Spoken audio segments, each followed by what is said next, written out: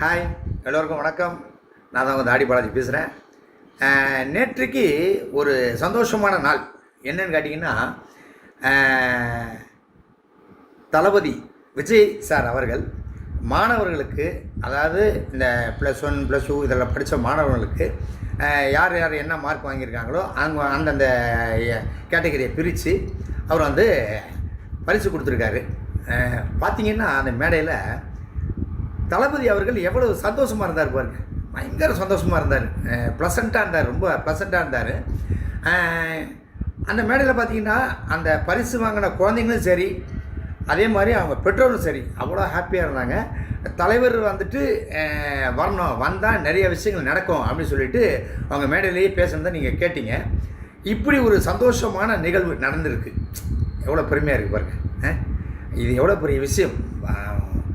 ஒரு வருடமும் அந்த தேதி வந்துச்சுன்னா ஆட்டோமேட்டிக்காக தலைவர் வந்து கூப்பிட்டு கொடுக்குறாருன்னா அது எவ்வளோ பெரிய விஷயம். இந்த சந்தோஷமான தருணத்தில் வந்துட்டு பார்த்திங்கன்னா இன்றைக்கி ஒரு வீடியோ பார்த்தோம். அது ரொம்ப சங்கடத்தை ஏற்படுத்துச்சு.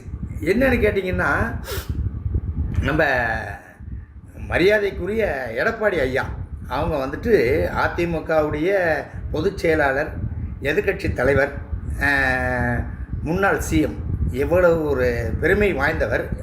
நீங்கள் எல்லாத்தையும் தாண்டி அவர் ஏஜ் ஒரு மரியாதைக்குரிய நபர் அவர் எடப்பாடி ஐயா. அவரை நம்ம தாவேக்காவில் வந்து முக்கிய பொறுப்பு போனவொன்னே கொடுத்துட்டாங்கல்ல டப்புன்னு. அவர் பேசுகிறாரு, நம்ம அண்ணாமலை சார் இருந்தாலும் அவருக்கு ஏதாவது பண்ணியிருக்கலாம், சேர்ந்துருப்பாங்க கூட்டணி, இவர்களாம் யார் சேரணும்னு ஒரு உரிமையில் பேசுகிறார். ஆனால் இவருக்கு ஒரு மேடை கிடச்சா மரியாதைன்னா என்ன, எப்படி நம்ம வந்து மற்றவங்களை மதிக்கணும் அப்படின்றத பற்றி ஒரு லெக்சர் எடுப்பார். அதுக்கு ஒரு கைத்தட்டலும் வாங்குவார். அது அவங்க கூட்டம், அவர் கைத்தட்டு தான், அவனை வேறு வழி கிடையாது. அது இப்படிப்பட்ட ஒரு இது நடக்கும்போது கூட வராரு அவர் எவ்வளோ பெரிய ஏஜ்டு பர்சன், பொதுச் செயலாளர் அவர்கள். அதாவது தாவேக்காவின் தூண் என்ன நினைக்கக்கூடிய பொதுச் செயலாளரும் சரி, தூணாக இருப்பரும் சரி, 2 பேரும் பேசிட்டு வர்றாங்க. அப்போது இப்படி பேசக்கூடாது, அந்த ஒரு வார்த்தை சொல்லியிருக்கணும்ல பொதுச் செயலாளர். நான் உங்கள் காலில் வந்து விழும்போது அவ்வளோ விமர்சனம் வந்துச்சு. நான் எல்லார்கிட்டையும் சொன்ன ஒரே விஷயம் அவருடைய எக்ஸ்பீரியன்ஸ், அவருடைய வயசு, அதுக்காக தான் காலில் விழுந்தேன். வேறு இன்னும் அவராக என்னை விழலாம் சொல்லவே இல்லை, நான் தான் விழுந்தேன் அப்படின்னு. இது ஒரு பக்கம் இருக்கட்டும். நான் என்ன சொல்லுறேன், மரியாதைக்குரிய ஆதவர்ஜனா சார், உங்களுக்கு தான் சார். என்னென்னு கேட்டிங்கன்னா சார், நீங்கள் ஏடிஎம்கேக்கும் ஒர்க் பண்ணியிருக்கீங்க சார், அதுக்கப்புறம் திமுகவுக்கும் ஒர்க் பண்ணியிருக்கீங்க.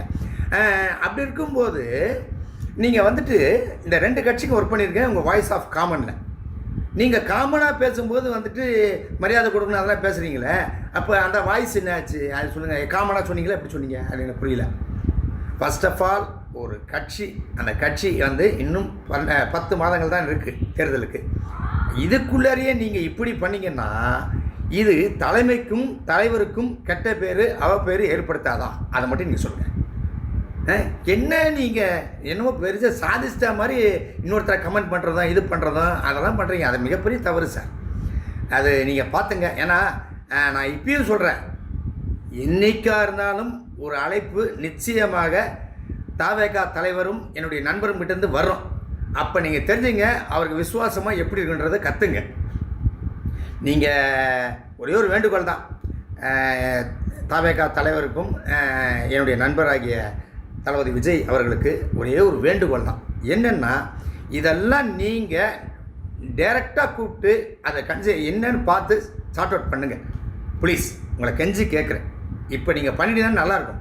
ஏன்னா உங்கள் காதுக்கு எதுவும் போய் சேரல, அவருக்கு எதுவும் தெரில அப்படின்னு சொல்கிறாங்க. ஒரு விஷயத்தை கண்டிங்க சார், அது பாலாஜியாக இருந்தால் கூட கூப்பிட்டு கண்டிங்க. ஏன் அதை பண்ணிங்கன்னு கண்டிங்க சார், அதுக்கு உங்கள் ரைட்ஸ் இருக்குது. ஓகேங்களா?